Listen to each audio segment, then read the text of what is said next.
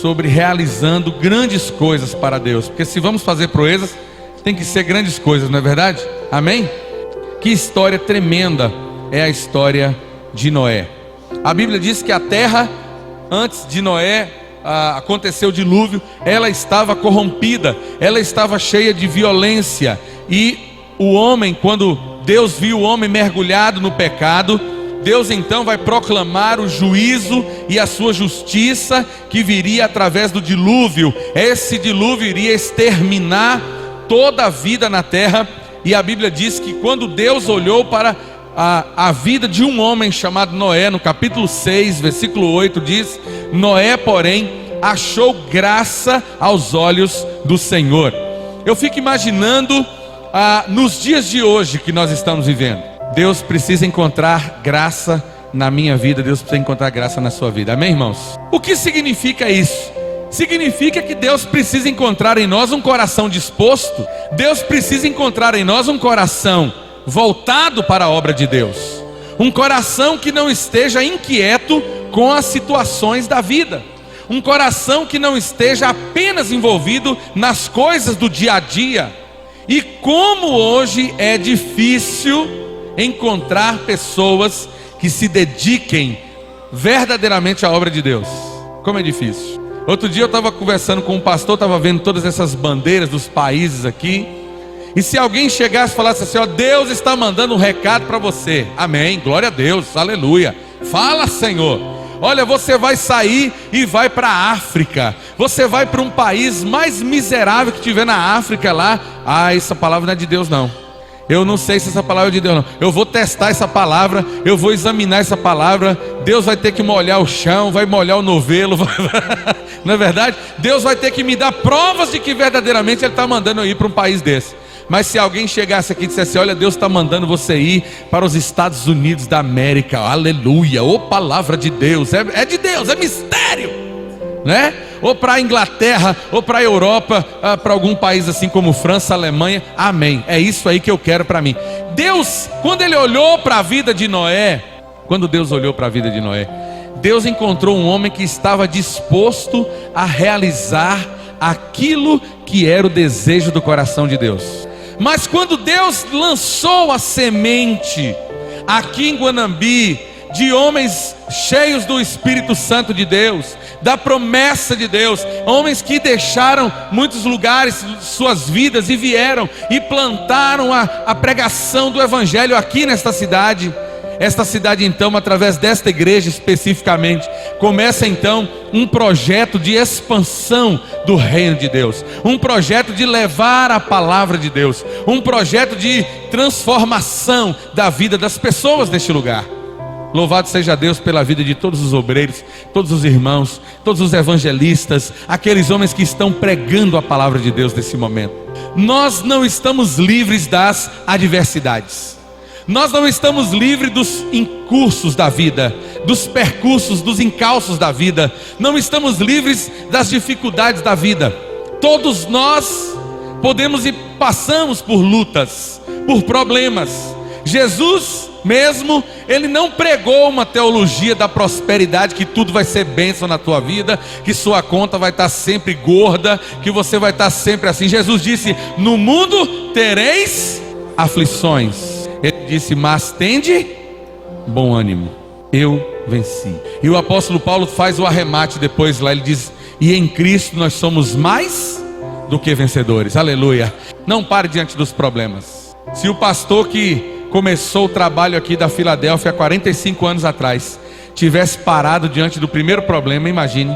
Se os irmãos que estão aqui pregando nas igrejas, nas congregações, nos pontos de pregação, o primeiro problema que acontecesse, você parasse, imagina. Se eu e você parássemos, irmãos, por causa do primeiro problema que aparecesse, assim como aconteceu com Noé. Mas Noé buscou alternativas. No versículo 6 diz aqui que ao cabo de 40 dias ele abriu a janela que tinha feito na arca. Eu quero dizer para você nessa noite, em nome de Jesus, você que está passando por uma crise, você que está enfrentando um problema na tua vida, abra uma nova visão na tua vida. Deus vai abrir uma janela na tua vida em nome de Jesus. Deus vai abrir uma nova porta na tua vida. Deus vai, diante dos problemas, vai trazer uma alternativa. Busque a Deus e Ele vai trazer uma nova expectativa para você em nome de Jesus. O servo de Deus não pode baixar a cabeça. O servo de Deus não pode pensar: está tudo acabado, está tudo esgotado na minha vida. Deus vai abrir uma janela na sua vida. Assim como Noé abriu aquela janela, Deus vai abrir uma porta. Deus vai mostrar para você que Ele é Deus na tua vida. Sabe, irmãos, quando Noé abriu aquela janela, diz a Bíblia que ele soltou um corvo. O corvo voou e não voltou. Depois Noé soltou uma pomba, no versículo 8. Ela voltou, não encontrou onde repousar e retornou. E diz que depois de 40 dias Noé solta esta pomba novamente e ela volta com uma folha de oliveira no bico. Eu quero dizer para você, antes de você pensar qualquer situação que Deus não está contigo, que Deus não ama você, avalie todas as possibilidades que podem ser possíveis na sua vida. Em outras palavras, não se desespere. Antes de você sair por aí gritando, desesperado, que a coisa está daquela outra maneira, creia que há um Deus que está no controle da sua vida em nome de Jesus. Sabe por quê, irmãos? Quando Deus nos convocou para fazermos grandes proezas para Ele, Deus não está pensando ou buscando pessoas que estejam a qualquer sinal abandonando o barco. Dizem que para abandonar o barco, o marinheiro mestre, o contramestre, o almirante tem que ser o último a afundar com o barco. Ele não pode deixar o barco jamais. Mas tem gente que por qualquer coisa, ele já está abandonando a fé. Ele já está abandonando a igreja. Ele já está deixando de lado. Que nada, pastor. Uma vez eu chamei um rapaz lá da igreja. Ele havia passado por algumas lutas e ele deixou de ir para a igreja. Ele deixou de estar na igreja uma semana, duas. Na terceira eu fui procurá-lo. E quando eu cheguei na casa dele, eu disse: meu jovem, o que está acontecendo? Ele disse: pastor, depois que eu passei a ser crente, parece que passou um furacão na minha vida. Eu só estou enfrentando problema. Eu estou fora. Quero mais não.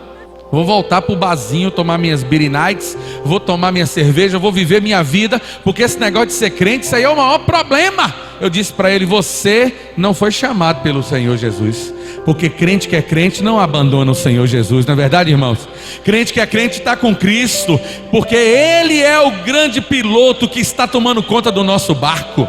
Então avalie as possibilidades, pense. E aí vem o terceiro tópico: lance, meu querido, um novo projeto naquilo que você está vivendo. Talvez pode não dar certo a primeira vez, a segunda vez. Ore, busque a presença de Deus, entre em jejum e oração. Irmão, pegue firme na presença de Deus. Tem horas que nós temos que avaliar as possibilidades, assim como Noé fez. Tem horas que nós precisamos mudar o foco da nossa estrutura, da nossa ideia. Temos que fazer um novo projeto. Acredite naquilo que você prega, naquilo que você vive. Eu não me envergonho do Evangelho. E quanta gente hoje tem se envergonhado do Evangelho? Quanta gente hoje tem se envergonhado de ser cristão? Até porque o termo evangélico ou gospel entrou assim numa depreciação terrível. As pessoas estão trocando o Evangelho de Jesus. As pessoas estão mudando a pregação de Jesus. Jesus nunca aceitou esse tipo de coisa. Jesus olhava para as pessoas e disse: vá e não peques mais. Essa era a mensagem de Jesus. E o apóstolo Paulo está dizendo então: não me envergonho do Evangelho. O Evangelho que não se deixa ser levado pelos outros. Nós não podemos vender os nossos princípios. Nós temos que acreditar naquilo que nós pregamos. Nós temos que acreditar no Evangelho, na essência do Evangelho do Senhor Jesus. Nós temos que acreditar que aquele que morrer sem Cristo está condenado ao inferno. E aquele que está em Cristo é nova criatura. As coisas velhas passaram e eis que tudo se faz novo em nome de Jesus. Você pode glorificar Jesus nessa noite por causa disso, irmão? Então glorifica o nome dele. Muitos estão fadados ao fracasso porque não estão permitindo que Deus abra uma nova oportunidade na sua vida. Ou quando Deus manda uma oportunidade, ele diz assim: não é bem isso que eu queria. Porque tem muita gente que já nasce pensando que ele tem que chegar lá no topo, em primeiro lugar. Eu conheço uma pessoa que ele quis assentar-se acima do próprio Deus, e hoje ele desceu, chama-se Lúcifer. Mas em contrapartida nós encontramos um Deus que se humilhou. E a Bíblia diz que todo aquele que for humilhado será exaltado. E a Bíblia diz que todo joelho vai se dobrar e toda língua vai confessar que Ele é o Senhor. Aleluia! E sabe, entra agora o quarto ponto, porque Noé, ele se manteve na presença de Deus. Tem muita gente hoje que está fugindo da presença de Deus. Noé se manteve na presença de Deus. O versículo 20 diz que na hora que Noé sai da arca com a sua família, levantou Noé um altar ao Senhor, e tomando de animais limpos e de aves limpas, ofereceu holocausto sobre ele. E o versículo 21 diz: e o Senhor aspirou o suave cheiro e disse consigo mesmo: não tornarei a amaldiçoar a terra por causa do homem, porque é mau o desígnio íntimo do homem desde a sua mocidade, nem tornarei a ferir todo vivente como fiz. Noé, apesar de tudo, ele se manteve fiel à presença de Deus. É muito fácil falar de Noé aqui, mas Noé viveu 120 anos construindo aquela arca. Noé pegou todo o dinheiro que ele tinha e construiu aquela arca. Noé gastou tudo que ele tinha. Talvez quantas pessoas olhavam para Noé e zombavam da cara de Noé. Você está ficando é doido, Noé. Já vi que esse cabelo branco seu aí é porque você está ficando gagá, você está ficando biruta. Esse negócio de água aqui nesse lugar, nem rio não passa direito. O mar está a não sei quantos quilômetros de distância. Mas Noé estava ali construindo a arca porque ele ouviu a voz de Deus. Ele disse: eu não vou deixar de fazer aquilo que Deus mandou que eu fizesse. Então Noé se manteve na presença de Deus. E por último, irmãos, Deus abençoou a vida de Noé e abençoou a sua geração, seus filhos. Meu irmão, a semente que você planta hoje, muitas vezes a gente pensa que a semente vai brotar amanhã. Muitas vezes nós estamos pensando que o que nós estamos fazendo hoje aqui, pastor, vai ter um resultado amanhã ou depois. Deus pode até dar um resultado iminente, mas amanhã, daqui a anos, nós vamos ouvir e colher dos frutos. Porque o nosso Deus é um Deus que faz a diferença na nossa vida. Em nome de Jesus, eu quero profetizar na tua vida nessa noite aqui.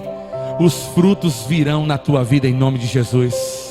Não esmureça, irmão. Não esmureça diante da luta. Não esmureça diante do problema. Não esmureça diante da crise. Porque Deus vai usar você e você vai fazer proezas no nome do Senhor. O teu filho vai ser uma bênção na tua casa. A tua filha será uma bênção na tua vida. Esta cidade vai ser impactada pelo que os nossos filhos farão, pelo que a igreja fará, pelo que Deus vai fazer neste lugar. Porque Ele